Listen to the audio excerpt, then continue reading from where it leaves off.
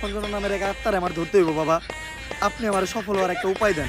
যদি সফল হতে চাও তাহলে আমার লেখা এই বইটি নাও, শয়তান ধরার গর্জন। এই বইটি নেওয়ার সাথে সাথেই তোমার জীবনে থাকবে না কোনো অর্জন। আমি কথা দিয়ে কথা রেখেছি, শয়তান আসেনি তো ফিরে। আমি শয়তান তাড়ানো গল্প লিখেছি আমার সারাটি জীবন ধরে। আমি অন্ধকারে মোমবাতি জ্বালিয়েছি, তবুও পাইনি ভূতের খোঁজ।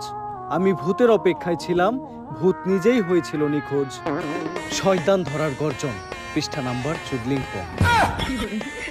বাবা এটা তো মন্ত্র না, ছন্দ কইলেন।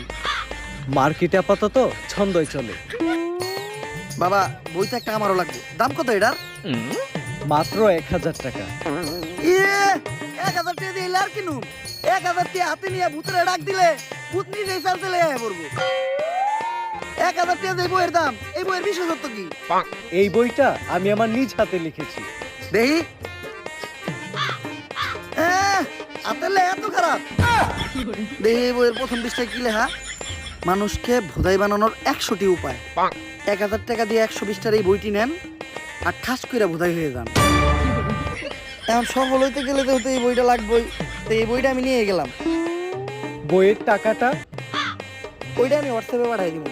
बड़े बजे बारा बोर रागे माफियास प्यार करा था फिर प्यार से बड़े बजे बारा बोर